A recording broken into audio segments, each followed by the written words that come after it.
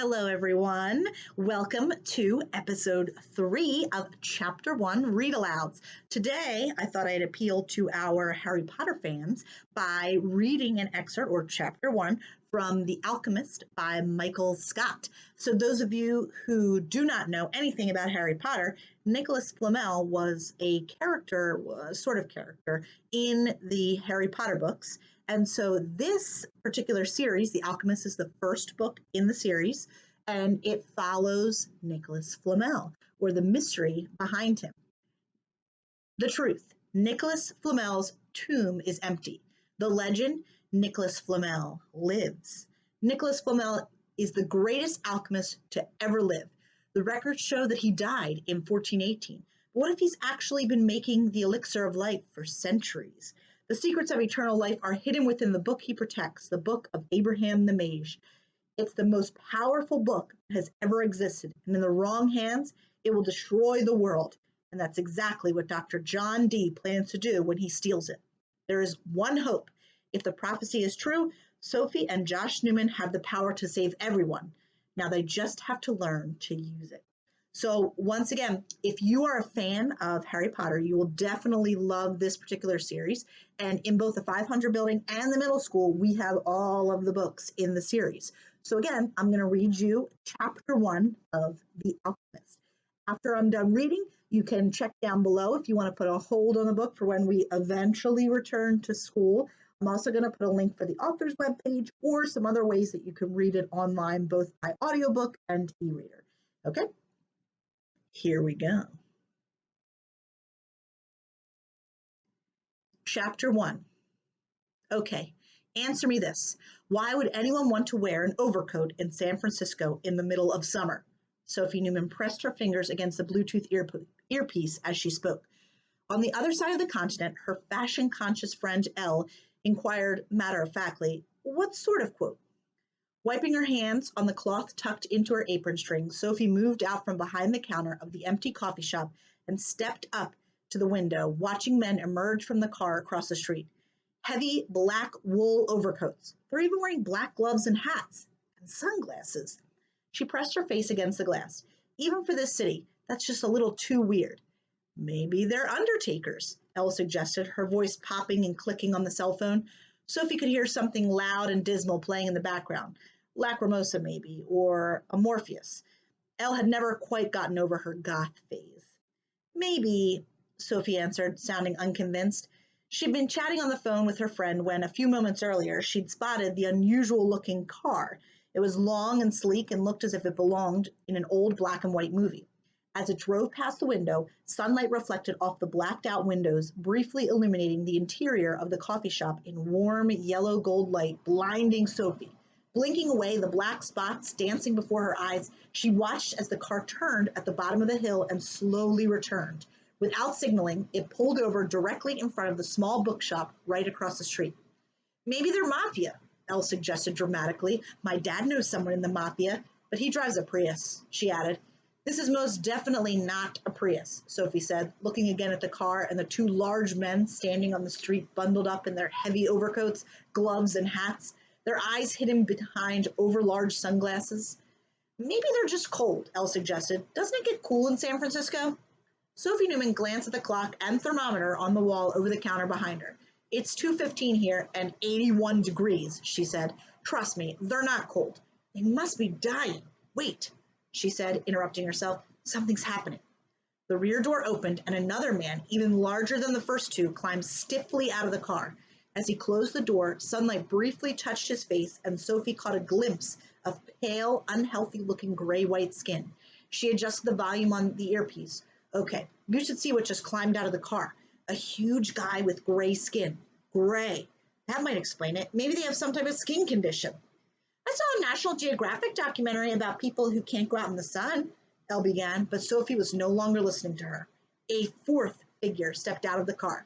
He was a small, rather dapper-looking man, dressed in a neat charcoal gray three-piece suit that looked vaguely old-fashioned, but that she could tell had been tailor-made for him. His iron gray hair was pulled back from his angular face into a tight ponytail, while a neat triangular beard, mostly black but flecked with gray, concealed his mouth and chin. He moved away from the car and stepped under the stripped awning that covered the trays of books outside the shop. When he picked up a brightly colored paperback and turned it over in his hands, Sophie noticed that he was wearing a gray glove.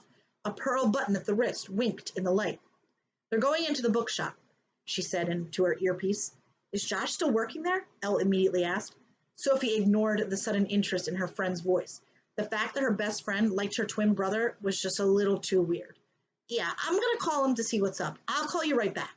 She hung up, pulled out the earpiece, and absently rubbed her hot ear as she stared, fascinated, at the small man. There was something about him, something odd. Maybe he was a fashion designer, she thought, or a movie producer, or maybe he was an author. She'd noticed that some authors like to dress up in peculiar outfits. She gave him a few minutes to get into the shop, then she'd call her twin for a report. Sophie was about to turn away when the gray man suddenly spun around and seemed to stare directly at her. As she stood under the awning, his face was in shadow, and yet for just the briefest instant, his eyes looked as if they were glowing.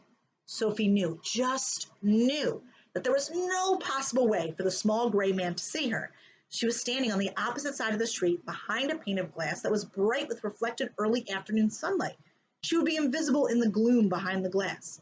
And yet, in that single moment when their eyes met, Sophie felt the tiny hairs on the back of her hands and along her forearms and on the back of her neck tingle, and felt a puff of cold air touch the back of her neck. She rolled her shoulders, turning her head slightly from side to side, strands of her long blonde hair curling across her cheek. The contact lasted only a second before the small man looked away, but Sophie got the impression that he had looked directly at her.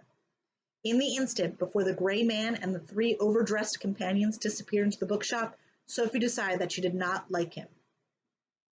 Peppermint and rotten eggs.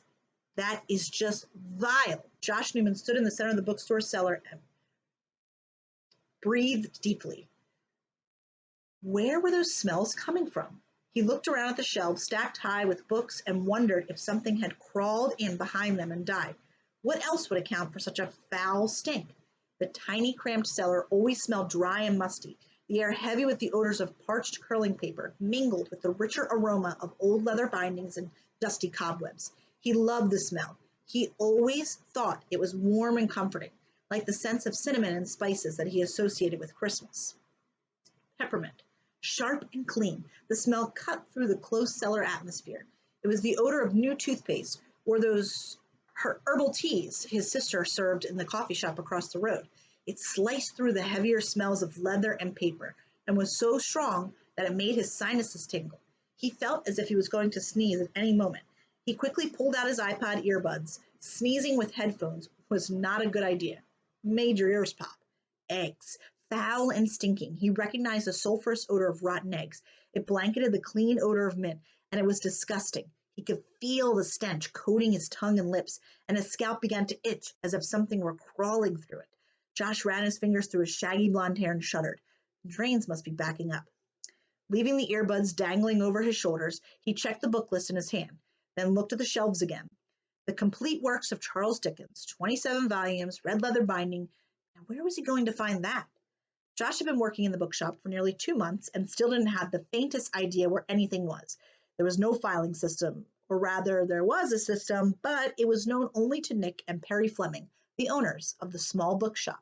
Nick or his wife could put their hands on any book in either the shop upstairs or the cellar in a matter of minutes. A wave of peppermint, immediately followed by rotten eggs, filled the air again. Josh coughed and felt his eyes water. This was impossible.